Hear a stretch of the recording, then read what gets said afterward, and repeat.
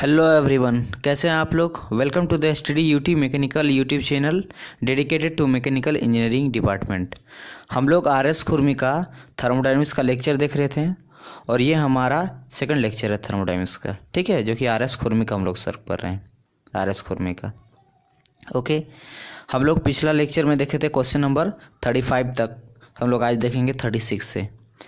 पिछला लेक्चर में हम 35 में थोड़ा क्लियर नहीं किए थे एक बात को, तो उसको मैं क्लियर कर देता हूँ। देखिए 34 में क्या बोला था क्वेश्चन पे, अगर आप ध्यान दिए होंगे तो, कि a perpetual motion machine of first kind is dash according to the first law of thermodynamics. तो जो first kind perpetual motion of first kind है, तो वो इम्पॉसिबल है या पॉसिबल है। तो उस तरह का मशीन को बनाना इम्पॉसिबल है। क्यों? क्योंकि इससे पहले आपको ये जानना पड़ेगा कि perpetual motion machine of first kind बोलता क्या है। तो इसको हम लोग शॉर्ट में बोलते हैं परपेचुअल से पी, मोशन से एम और मशीन से एम, एंड चूँकि फर्स्ट काइंड है इसलिए 1 बोलते हैं, यानी PMM1।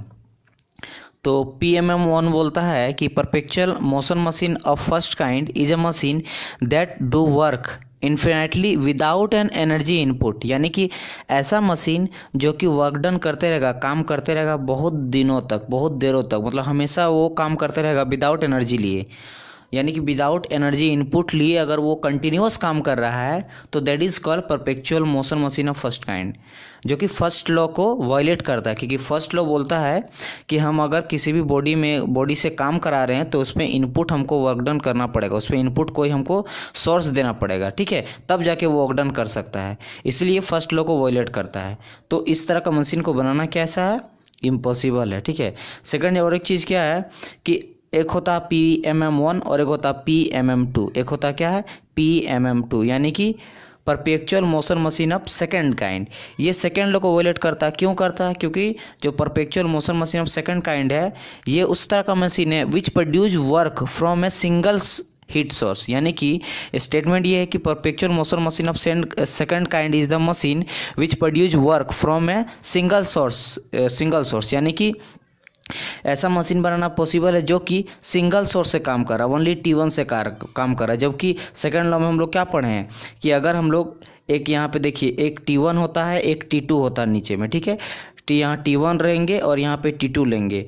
हम फिर से बना रहे हैं, अगर हम लोग कोई भी एक सिंपल हम लोग बनाते हैं हीट एनर्जी का कोई भी, तो यहाँ T1 टेम्परेचर लेते हैं, यहाँ पे वर्क डन यहाँ पे होता है, इंजन कोई रहता है, और यहाँ से जाता है मेरा T2। और जब इसमें हम लोग वर्क डन करते हैं या फिर वर्क डन इनपुट देते हैं या फिर आउटपुट होता है, दोनों होता है, लेकिन टेम्परेचर कितना रहता है, रिजर्वायर 2 रहता है, एक T1 टेम्परेचर, एक T2 टेम्परेचर। जबकि PMM2 बोल रहा है कि सिर्फ 1 रिजर्वायर होगा। तो कभी भी हम लोग अगर वर्क डन कर रहे हैं तो हीट भी लॉस होता है, कहीं ना कहीं रिजर्वायर में जाता है या फिर सराउंडिंग में जाता है। तो यहाँ पे बोल रहा है कि नहीं, हीट रिजर्वायर सिर्फ एक होगा, सिर्फ ओनली 1 होगा, तो जो कि सेकेंड लॉ को वायलेट करता है। और केल्विन प्लांक स्टेटमेंट जो है, 2 स्टेटमेंट में हम लोग को सेकेंड लॉ में 2 स्टेटमेंट मिला है। स्टेटमेंट एक तो मिला है केल्विन प्लांक के द्वारा और दूसरा मिला है क्लोसियस के द्वारा, ठीक है। तो ये सेकेंड लॉ को वायलेट करता है, इसीलिए according to the Kelvin Planck statement a perpetual motion machine of second kind is impossible, ठीक है। प्लांक के द्वारा जो है सेकेंड काइंड इम्पॉसिबल है। अब चलते हैं हम लोग क्वेश्चन नंबर 36 में, ठीक है। क्वेश्चन नंबर 36 क्या बोल रहा है, तो देखिए क्वेश्चन नंबर 36 बोल रहा है which of the following statement is correct according to the Clausius statement of second kind. तो सेकेंड काइंड क्या बोलता है, क्लोसियस, देखिए क्लोसियस ये बोलता है ना कि कोई भी मशीन अगर होगा, कोई भी अगर हम लोग मशीन बना रहे हैं तो वो अगर हम लोग लोअर टेम्परेचर से हायर टेम्परेचर में ट्रांसफ़र कर रहे हैं बॉडी को, तो उसके लिए हमको एक्सटर्नल सोर्स लगाना पड़ेगा। देखिए इस बात को समझिए आप, जैसे कि ठंडों के दिन में हम लोग आग जहाँ रहता है वहाँ पे जाके आग लगाते हैं, बॉनफायर वगैरह करते हैं, फिर पिकनिक जाते हैं तो आग लगाते हैं। तो ऐसा तो नहीं होता है कि वहाँ पर टेम्परेचर किसका ज़्यादा है, जहाँ जो आग लगाते हैं बॉनफायर करते हैं, आग जलता है लकड़ी में, उसमें ज़्यादा टेम्परेचर होता है उसके पास, और हमारे शरीर में कम टेम्परेचर होता है। और चूँकि हम लोग को पता है कि हीट कैसे फ्लो करता है, higher temperature to low temperature, यानी आग से टेम्परेचर किधर आएगा, हमारी बॉडी तरफ आएगा, और हमको क्या लगता है, गर्मी होता है, राइट। लेकिन अगर हम जस्ट उल्टा करना चाहे तो यानी हम लोग के बॉडी में जितना गर्मी है, मान लीजिए हम लोग के गर्मी उसमें ठंडा हो जाता तो 25 डिग्री सेल्सियस के लगभग मान लीजिए होगा ठंडा, ठीक है। अब हमारे 25 डिग्री सेल्सियस तो है ना, अगर वही टेम्परेचर अगर आग में चल जाए तो ये तो इम्पॉसिबल है जनरली। ये कब होगा? जब हम लोग एक्सटर्नल सोर्स लगाएंगे। होता है ऐसा, अब बता रहे कहाँ होता है। अगर आप देखेंगे रेफ्रिजरेटर, ठीक है, रेफ्रिजरेटर जो हम लोग घर में ठंडा करने में यूज़ करते हैं, सब्जी वगैरह रखते हैं, कोल्ड ड्रिंक वगैरह जो ठंडा करता है, वो बेसिकली क्या करता है, सराउंडिंग का जो टेम्परेचर है वो कैसा रहता है, हाई रहता है। और रेफ्रिजरेटर वो लो करता है और अपना गर्मी को और बाहर निकाल के किस में देता है, सराउंडिंग में ही देता है। जबकि सराउंडिंग का टेम्परेचर क्या रहता है, हाई रहता है। यहाँ लो रहता है लेकिन इसी से और गर्मी निकाल के सराउंडिंग में भेजता है। तो ये अपोजिट काम कर रहा है ना।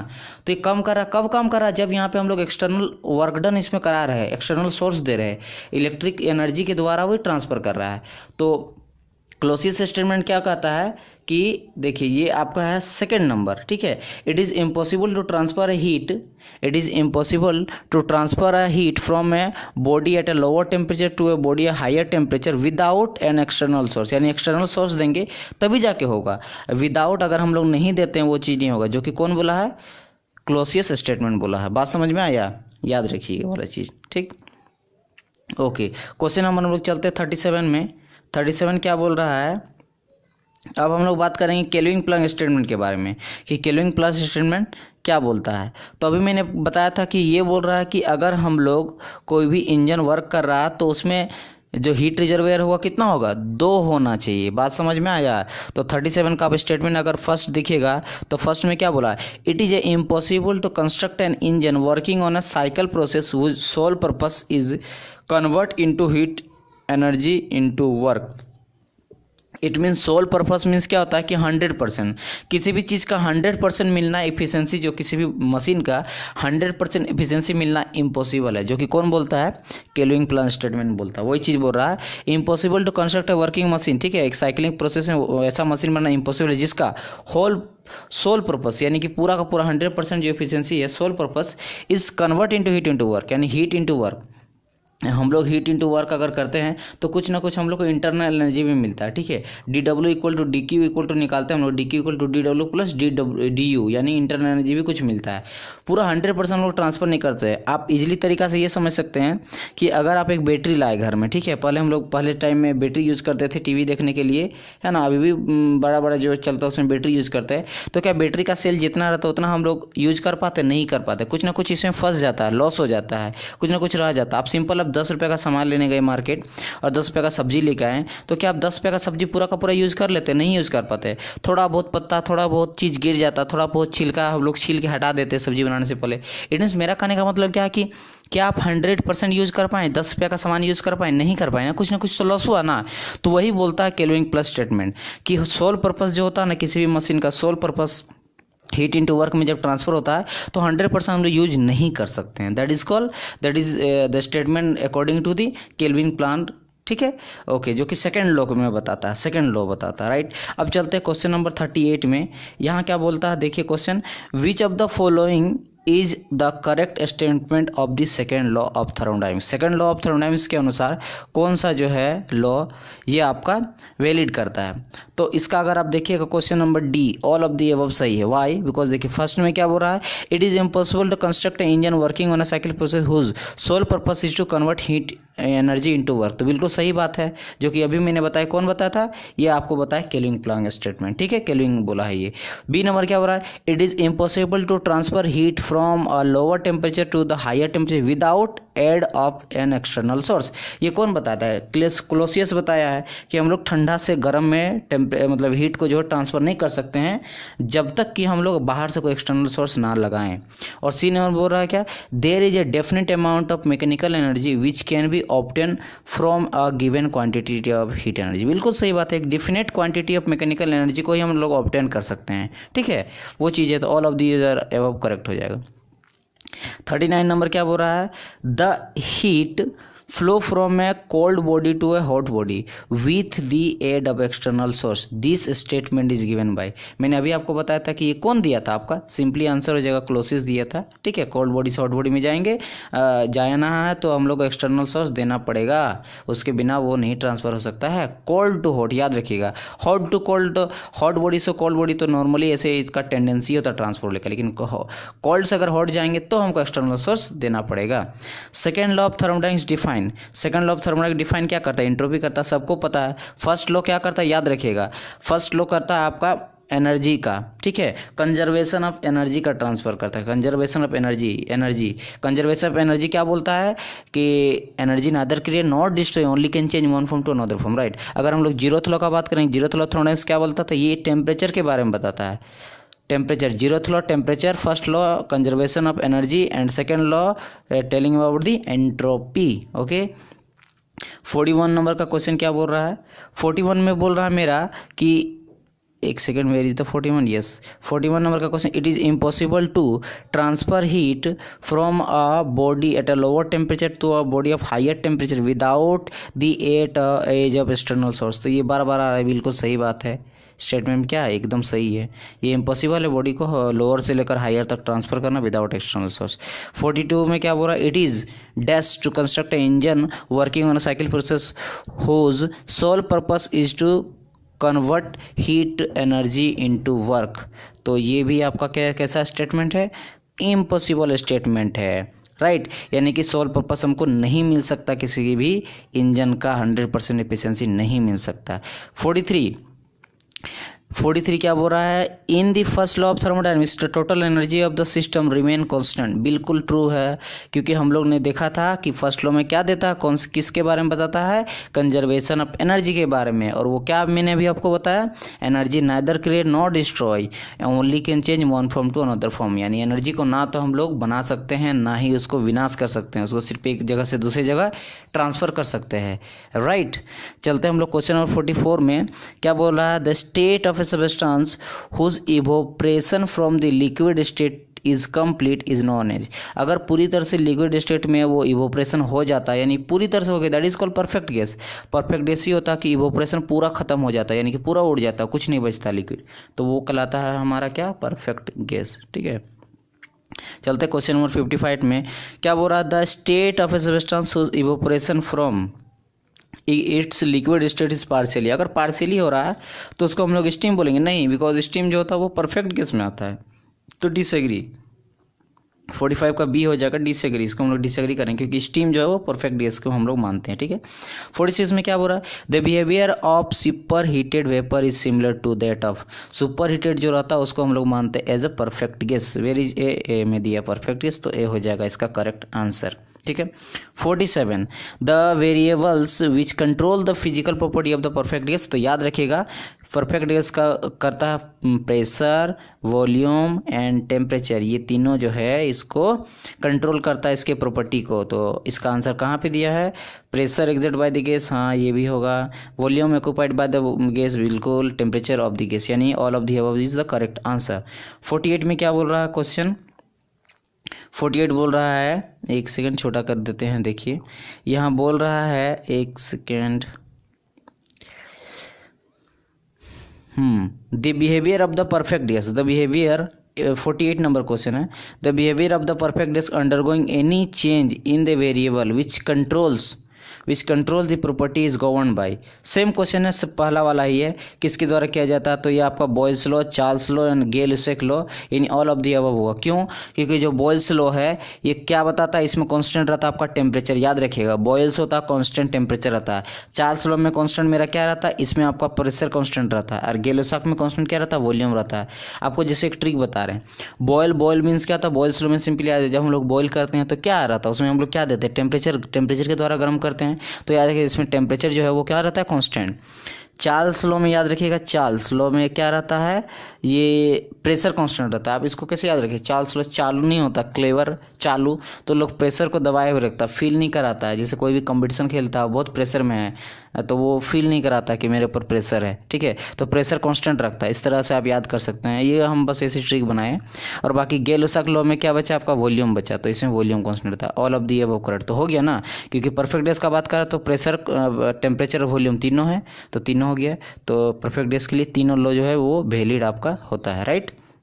चलते हैं क्वेश्चन नंबर 49 में। ओके तो 49 नंबर से पहले हमको देखना पड़ेगा सारा लॉ के बारे में, तो मैं आपको एक बार बता देता हूँ, राइट। चलिए देखिए, सबसे पहले जो बॉयल्स लॉ रहता है उसको हम लोग आइसोथर्मल प्रोसेस भी बोलते हैं। क्यों बोलते हैं सर? बिकॉज बॉयल्स लॉ में अभी मैंने आपको क्या बताया, इसमें क्या कांस्टेंट रहता है, बॉयल्स मतलब टेम्परेचर कांस्टेंट रहता है।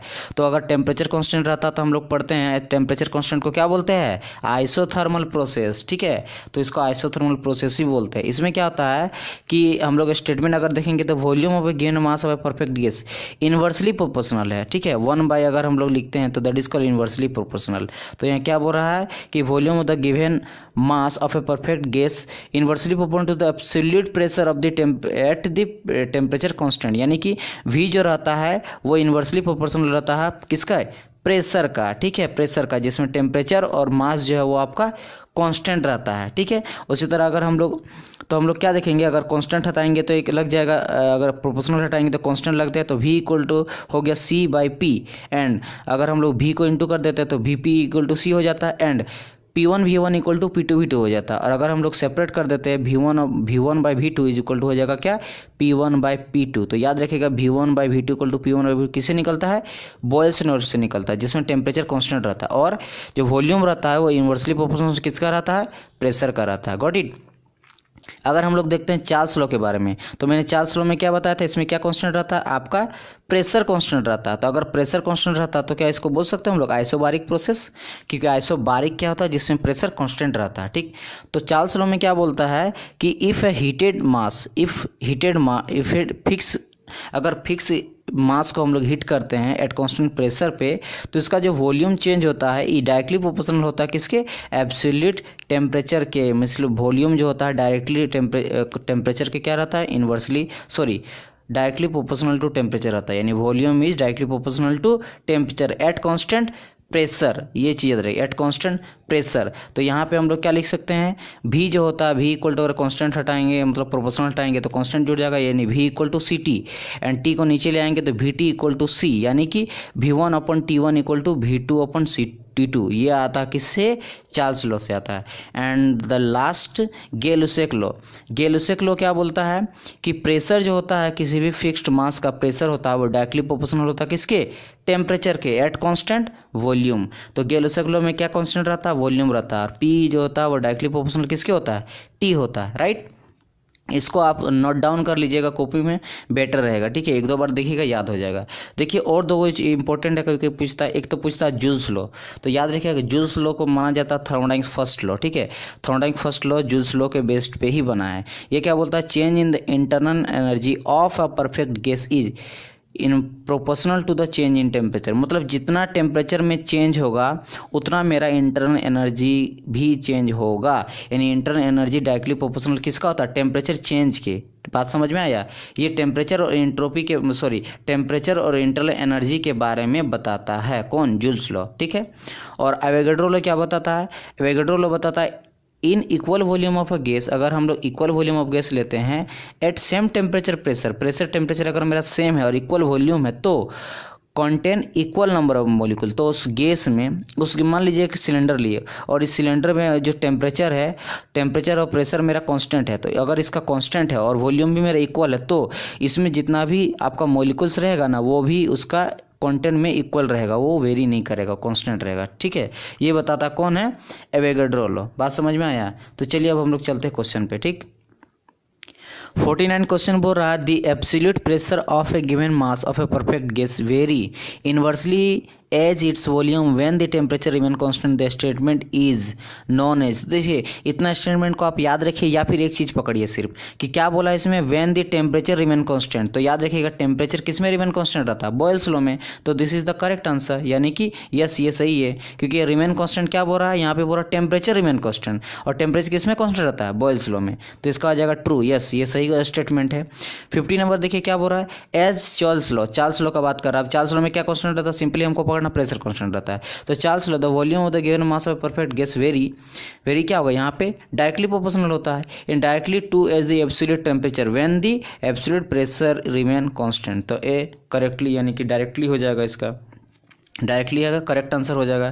ठीक है, ओके। अब हम लोग चलते हैं क्वेश्चन नंबर 51। क्या बोल रहा है, all perfect gas change in volume by 1/27th of the its original volume at 0 degree Celsius from for every 1 degree change in temperature when the pressure remain constant this statement is law called। तो याद रखिएगा जब भी volume का बात कर रहा है यहाँ पे, चेंज इन वॉल्यूम, ठीक है, तो ये कैसा हो जाएगा आपका, हो जाता है ये गेलुसाक लॉ।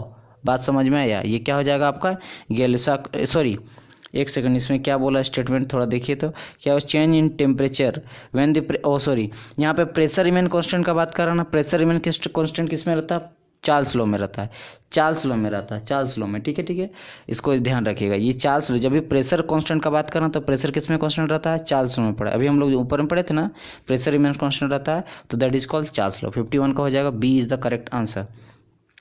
52 में क्या हो रहा है, अकॉर्डिंग टू गेल-लुसाक लॉ। तो गेल-लुसाक लॉ में क्या कांस्टेंट रहता है, वॉल्यूम कांस्टेंट रहता है। ठीक है, तो देखिए Gay Lussac law the absolute pressure of a given mass of a perfect gas vary. तो याद रखिएगा मैंने आपको क्या बताया, ये प्रोपोर्शनल होता है। ठीक है, यानी प्रेशर जो होता है डायरेक्टली प्रोपोर्शनल किसके होता है, टेम्परेचर के होता है, एट कांस्टेंट किसके, वॉल्यूम के। तो ये डायरेक्टली हो जाएगा। ठीक है, यानी क्या डायरेक्ट, देखिए गेल-लुसाक लॉ क्या बोलता है, प्रेशर जो रहता है ना वो डायरेक्टली प्रोपोर्शनल आपका होता है किसके, टेम्परेचर के, किस कांस्टेंट पे, एट कांस्टेंट वॉल्यूम। बात समझ में आया, तो ये डायरेक्टली हो जाएगा। ओके, 53 क्या बोलता है question, the dash states that change of internal energy of a perfect gas is directly proportional to the change in temperature. मैंने आपको बताया था ना, ये जूल्स लॉ हो जाएगा।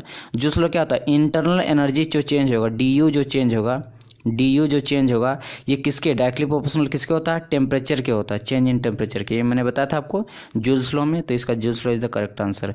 54 equal volume of all the gases at the same temperature and pressure contain equal number of molecules. तो ये एवोगाड्रो लॉ मैंने बताया था ना, ये ट्रू हो जाएगा। एवोगाड्रो में क्या बताया था कि अगर प्रेशर टेम्परेचर को कांस्टेंट लेंगे और इक्वल वॉल्यूम रहेगा कोई सिलेंडर में, तो उस पर जितना भी मॉलिक्यूल्स रहेगा वो भी इक्वल नंबर ऑफ में रहेगा। ठीक है, तो ये बताता है कौन, एवोगाड्रो लॉ। ओके, 55 नंबर का क्वेश्चन देखिए, क्या बोला, for a perfect gas according the Boyle's law. तो याद रखिए बॉयल्स लॉ में क्या रहता है, कांस्टेंट। आपको सिर्फ ये पकड़ना कि उसमें कांस्टेंट क्या रहता है। तो बॉयल्स लॉ में मैंने आपको बताया था कि कांस्टेंट रहता है टेम्परेचर। तो देखिए किसमें temperature question, if the T kept constant, यानी first one is the correct answer. बात समझ में आया। बाकी पता ही है वीपी इक्वल टू टी होता है, क्योंकि बॉयल्स लॉ क्या बोलता है कि जो आपका वॉल्यूम रहता है ये इन्वर्सली प्रोपोर्शनल रहता है किसके, प्रेशर के। तो क्या हो जाएगा, वी इंटू पी आपस में हो जाएगा, तो वीपी हो जाएगा, तो वीपी इक्वल टू सी हो जाएगा। ठीक है, वही है, तो वीपी इक्वल टू कॉन्स्टेंट। तो first is the correct answer. 56 select the correct statement as per Charles law. तो चार्ल्स लॉ में क्या कांस्टेंट रहता है, उसको आप पकड़िए। तो भाई चार्ल्स लॉ मेरा प्रेशर कांस्टेंट रहता है, तो प्रेशर किस में है, B is the correct answer. Otherwise statement सब जाइएगा तो क्या होता है, भी डायरेक्टली प्रोपोर्शनल होता है टेम्परेचर का एट कांस्टेंट प्रेशर, तो वी टी वही चीज़ हो गया। बात समझ में आया। तो 56 का हो जाएगा करेक्ट आंसर क्या, बी। ओके, 57 क्या बोल रहा है, अकॉर्डिंग द गेल-लुसाक लॉ में क्या कांस्टेंट रहता है, मेरा वॉल्यूम कांस्टेंट रहता है, V/T, राइट। तो ये ट्रू स्टेटमेंट है। 57 का क्या हो जाएगा आपका, ट्रू स्टेटमेंट। 58 क्या बोला, the temperature at which the volume of A gas become zero. अगर वॉल्यूम जीरो हो जाता है उसको हम लोग बोलते हैं एब्सोल्यूट जीरो टेम्परेचर। बात समझ में आया, क्या बोलते हैं इसको, एब्सोल्यूट जीरो टेम्परेचर। मैं आपको इसको एक चीज़ दिखा देता हूँ, राइट, जो इसको आप नोट डाउन कर लीजिएगा। This is very very important. देखिए जो एटमॉस्फेरिक प्रेशर होता है वो मुझे पता है, एटमॉस्फेरिक प्रेशर कितना होता है, एटमॉस्फेरिक प्रेशर जो होता है वो होता है 1.013 इंटू 10⁵ पास्कल, या फिर इसको हम लोग लिख सकते हैं 1.03 क्या लिख सकते हैं, इसको बार लिख सकते हैं, ठीक है, बार। और बार इक्वल टू क्या होता है, 10⁵ पास्कल। तो आप या तो लिखिए 1.03 बार या फिर 1.013 इंटू 10⁵ पास्कल। बात समझ में आया। तो ये होता है atmospheric pressure 1 atm equal to. अगर हम लोग उससे, ये हो गया एटमॉस्फेरिक प्रेशर, फिर आ जाता है लो वैक्यूम। जब लो वैक्यूम में आएगा तो क्या हो जाता है, थोड़ा सा घट जाता है। कितना हो जाता है, 1 इंटू 10⁵ पास्कल, ठीक। अगर हाई वैक्यूम हो जाता है तो हम लोग क्या करते हैं, और थोड़ा घट जाता है, हो जाता है 1 इंटू 10⁻⁻1 पास्कल। लेकिन अगर हम लोग परफेक्ट वैक्यूम आते हैं, परफेक्ट वैक्यूम मीन्स इसको हम लोग बोलते हैं एब्सोल्यूट जीरो प्रेशर। तो अगर एब्सोल्यूट जीरो प्रेशर या फिर परफेक्ट वैक्यूम आता है तो यहाँ पे मेरा जो प्रेशर हो जाता है वो जीरो हो जाता है, राइट। इसी को हम लोग बोलते हैं या तो जीरो प्रेशर, और यहाँ पे कोई भी लिक्विड फेज जो है वो एग्जिस्ट नहीं करता है। और अगर सेल्सियस में लेंगे तो कितना होता है, ये हो जाता है आपका -273 डिग्री सेल्सियस और 0 केल्विन। तो अगर -273 डिग्री सेल्सियस, इसीलिए हम लोग इसको, एक क्वेश्चन आपको दिए थे कम्युनिटी टैब में कि एब्सोल्यूट जीरो प्रेशर कितना होता है, तो याद रखिए कितना होता है, -273 डिग्री सेल्सियस। वाई, बिकॉज यहाँ पे प्रेशर क्या हो जाता है, जीरो हो जाता है, ठीक है। और इसको हम लोग बोलते हैं क्या, वैक्यूम प्रेशर या फिर परफेक्ट वैक्यूम, ठीक। तो अब चलते हैं हम लोग क्वेश्चन में। क्वेश्चन मेरा कौन सा था, यस, द क्वेश्चन था 58, राइट। 58 में क्या बोला, the temperature at which the volume of the gas become zero is called absolute zero temperature। Okay 59 number में क्या बोल रहा है, the absolute zero pressure will be। अब बताइए, अभी जस्ट मैंने अभी आपको ये चीज़ बताया कि absolute zero pressure कहाँ होता है। देखिए तो at the molecular momentum of the system become zero, ये हो जाएगा, या फिर एट सी लेवल, या फिर एट ए टेम्परेचर -273, नहीं ये सेल्सियस में था, -273 degree Celsius at the centre of depth. यानी फर्स्ट वन क्या हो जाएगा, वहाँ पे क्या हो जाता है, मोमेंटम जो होता है, molecular momentum of the system become zero हो जाता है, कोई भी एग्जिस्ट नहीं करता। इसीलिए तो वहाँ पे कोई भी लिक्विड फेज एग्जिस्ट नहीं करता, क्योंकि क्यों, बिकॉज मोलिकुलर मोमेंटम सिस्टम का जीरो हो जाता है। बात समझ में आया।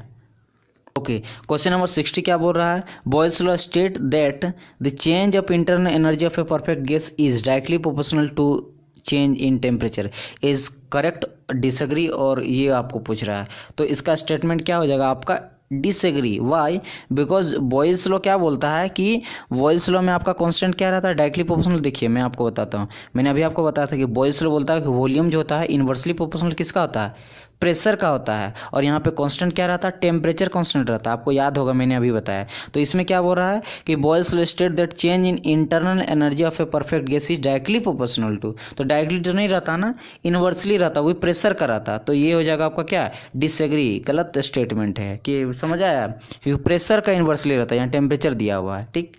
ओके तो आज हम लोग 60 क्वेश्चन तक रखते हैं, फिर हम लोग नेक्स्ट वीडियो में आगे सॉल्व करेंगे 40 या 30 क्वेश्चन। अगर आपको वीडियो अच्छा लगा तो प्लीज़ लाइक कीजिए और शेयर भी किया कीजिए। और ये मैकेनिकल के पूरी तरह से डेडिकेशन है, जैसे आपको पता है कि सिर्फ इसमें मैकेनिकल के लिए ही डाला जाएगा। और इसमें आप आर.के. जैन का फुल सॉल्यूशन किया हुआ है, आप उसको भी चेकआउट कर सकते हैं प्लेलिस्ट में। आर.एस. खुरमी को भी कर रहे हैं, और इसी तरह सारा चीज़ हम लोग मैकेनिकल के लिए जितना हो पाएगा बेस्ट से बेस्ट चीज़ आप लोग के लिए लाएंगे, ठीक है। हम लोग बहुत कुछ बड़ा सोच रहे हैं, तो आप लोग सपोर्ट कीजिए, शेयर कीजिए। Thank you so much.